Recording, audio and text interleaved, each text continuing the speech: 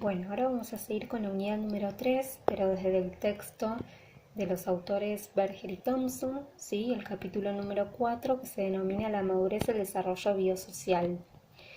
Bueno, lo que van a plantear estos autores en relación a la adultez, ¿sí? Lo que van a empezar diciendo es que, bueno, entre lo que son los 40, 60, 65 años, la persona continúa envejeciendo y que ese envejecimiento es inevitable, ¿sí? En esto podemos recordar y retomar la perspectiva de la psicología del ciclo vital que habíamos visto en la unidad número 1, ¿no? Donde justamente uno de los postulados justamente nos remarcaban esto, ¿no? De que el envejecimiento es algo diferencial y progresivo. O sea, el modo de envejecer va a depender de cada persona, ¿sí? Es individual y que es progresivo porque uno envejece desde el mismo momento, ¿sí? En que nace. Ahora, no por eso uno tiene que pensar que el envejecimiento tiene que tener una connotación meramente negativa, ¿sí? Sino que por el contrario, uno por más que esté envejeciendo puede conservar su vitalidad, puede compensar, solucionar muchos de esos deterioros fisiológicos que va experimentando, ¿sí? De hecho, esto también está dicho en uno de los postulados. Bueno, lo que van a plantear estos autores son los cambios, ¿sí? Que se dan, que son propios de esta etapa, ¿no? Donde marcan que a partir de los 40 años aproximadamente estas huellas fisiológicas del envejecimiento son cada vez más evidentes. Y esto se evidencia, ¿sí? En distintos aspectos. Por ejemplo, en el cabello, ¿sí? Suelen aparecer canas, el cabello suele ser más fino, en la piel también hay cambios, la piel se puede volver más seca, aparecen arrugas. En el cuerpo, bueno, obviamente el cuerpo va cambiando, se empieza a acumular grasa en algunas partes del brazo, en el abdomen, las nalgas. También la talla puede variar, ¿sí? Sobre todo a partir de los 60 años uno puede perder 2 centímetros y medio de altura debido a que esas vértebras se empiezan como a desmoronar, se debilitan los músculos de la espalda. También puede haber un aumento en el peso por sobrealimentación y por falta de ejercicios. Obviamente que el impacto, ¿sí? Y la importancia que tenga la pérdida del aspecto juvenil va a depender de cada persona, sobre todo también del género y del contexto social en donde ese sujeto se haya inmerso. ¿Sí? Se suele decir que generalmente esta pérdida del aspecto juvenil tiene una connotación más negativa, más penosa para las mujeres occidentales. ¿Por qué? Porque generalmente las publicidades bombardean a las mujeres con estos ideales preconizados de belleza y juventud, porque si no se las considera que ya son, digamos, viejas, poco atractivas. Pero bueno, más allá de eso, también dependerá de cómo cada uno puede, por más de que sea mujer y que viva en el occidente, cómo cada uno puede enfrentar esa situación. De hecho, ustedes pueden en casa plantearse como ejercicio, ¿no? Pensar en personas, no importa su género, puede ser hombre o mujer, que conozcan, que sean cercanos, o mismo que sean casos de personas famosas, y pueden pensar desde ahí algún caso donde este paso del envejecimiento puede ser llevado de manera constructiva y otros casos donde ven, ¿sí? Sobre todo en la gente que se dedica a la parte estética o a la televisión, como muchas veces este envejecimiento trata de ser negado, ¿sí? Bueno, después hablan estos autores de lo que tiene que ver con el deterioro de los sistemas sensoriales, ¿sí? Sobre todo estos autores van a hacer hincapié en la visión y en el oído, ¿sí? En cuanto a la visión, a ver, en realidad entre los 40 y los 60 años todos los órganos sensoriales empiezan a funcionar de manera diferente, ¿sí? Pero bueno, como que los cambios más notorios sobre todo se dan en la vista y en el oído. En la vista lo que aparece justamente es la pérdida de la visión, sobre todo la aparición de esta enfermedad denominada presbicia, que es una condición relacionada con la edad, en donde la capacidad de enfocar, ¿sí? De cerca se vuelve cada vez más difícil. Obviamente que esta enfermedad aparece de manera natural, sobre todo el riesgo aumenta a partir de los 35 años, un poquito más, Y los signos y síntomas de esta enfermedad tienen que ver con la dificultad para leer letras pequeñas, el tener que ubicar, por ejemplo, una hoja para ser leída a una distancia mayor del largo del brazo, problemas para ver objetos cercanos, ¿sí? Dolores de cabeza.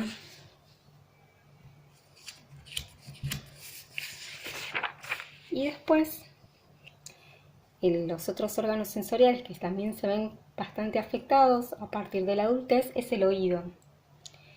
El oído, esta pérdida de la capacidad auditiva, los autores consideran que hay 3 factores biológicos que influyen: el sexo, los genes y la edad. En cuanto al sexo, lo que van a decir es que las mujeres generalmente tienen mayores deficiencias auditivas a partir de los 55 años. En cambio, los hombres ya a partir de los 30 comenzarían con ciertas deficiencias y con una velocidad del doble más rápido que en las mujeres. Pero más allá de estos factores naturales, como ser el sexo, los genes y la edad, también existen otro tipo de factores, ¿sí?, que pueden influenciar en la pérdida de audición, que tienen que ver con la exposición en que esa persona se encuentre, ¿sí?, a ruidos fuertes todo el tiempo, ¿sí? Por ejemplo, tiene que ver con la actividad que cada uno realice. Si hay una persona que trabaja como DJ o trabaja en una fábrica donde está todo el tiempo los ruidos de las máquinas fuertes, bueno, esas personas están expuestas a un factor que lo que va a provocar es mayor pérdida de la audición. Siempre la pérdida de la audición, primero es en la calidad de los sonidos, ¿sí?, en la distinción de los sonidos, ¿no? El no saber si esa campana que está sonando tiene que ver con el timbre o con el teléfono. Y lo primero que se pierde generalmente son los sonidos más agudos, ¿sí? Es el primer sonido que se adquiere y son los primeros que se pierden. Y luego aparece esta pérdida de la audición en cuanto a la dificultad para comprender, por ejemplo, conversaciones, pero esto tiene que ver más con la vejez, ¿sí? Generalmente las pérdidas en la audición que ocurren en la adultez son de fácil solución, ¿sí? Se puede subir el volumen de la tele o el volumen del timbre del celular y generalmente con eso se soluciona el problema. Bueno, estos autores también van a hablar respecto a lo que es el sistema sexual, ¿sí?, reproductor en la adultez, ¿sí? Lo que van a considerar estos autores es que también, ¿sí?, durante la madurez las reacciones sexuales se van a volver cada vez más lentas y menos identificables, y en la mujer va a aparecer lo que es el fin de la capacidad reproductora, que tiene que ver justamente con el fenómeno de la menopausia. Pero bueno, antes de hablar de la menopausia en sí, es necesario hacer alusión a este fenómeno que antecede a la menopausia, que se denomina climaterio, ¿sí?, que justamente, como recién lo indicaba, es una fase anterior que precede a la menopausia real, que puede llegar a tener una duración de 6 años aproximadamente. Y este climaterio es la antesala, ¿sí?, a lo que sería la menopausia, ¿sí?, donde el cuerpo se va a ir aclimatando, ¿sí?, de a poco a los niveles más bajos de distintas hormonas, sobre todo estrógenos. Esta aclimatación del cuerpo se va a caracterizar por una serie de síntomas, ¿sí?, tanto de síntomas biológicos como síntomas psicológicos, que van a dar cuenta de esta aclimatación que está teniendo el cuerpo, ¿no?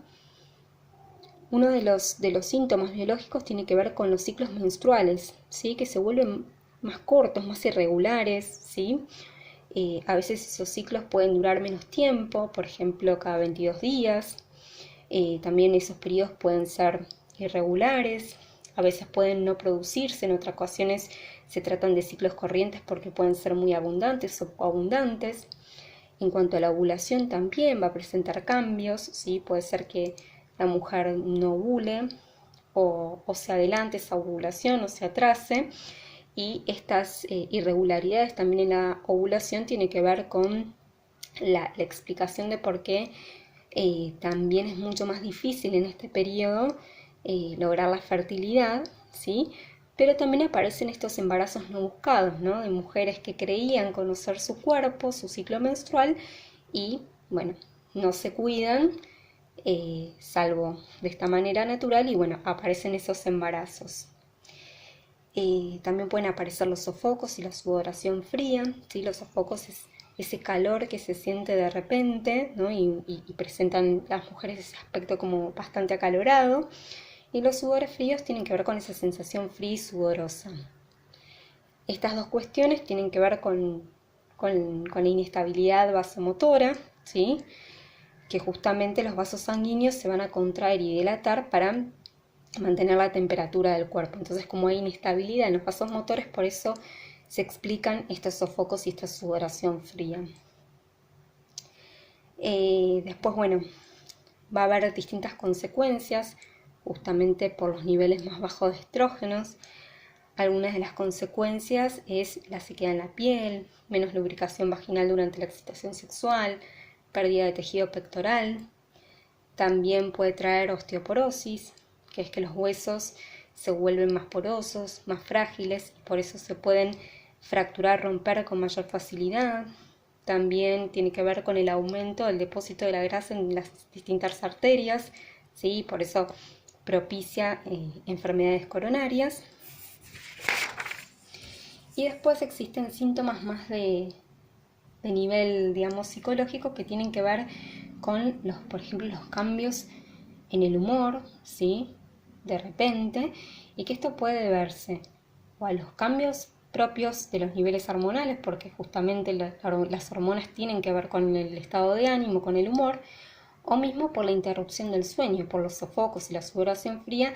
Generalmente estos síntomas suelen interrumpir lo que es el sueño de la mujer, ¿sí? Entonces, estas dos cuestiones también pueden alterar el humor en este sentido. Bueno, la menopausia justamente es cuando se da más o menos entre los 42 y 58 años, igual va a depender de cada mujer. Y la menopausia, ¿sí? Tiene que ver con que la mujer ya en este periodo deja de ovular, o sea, desaparece la menstruación y va a disminuir de manera considerable la producción de varias hormonas, sobre todo estrógenos y progesterona. Cuando la menopausia se establece, ¿sí? Cesa en la mujer la capacidad reproductiva, y la menopausia, que esto es importante, se va a fijar un año, ¿sí? Desde el último periodo menstrual.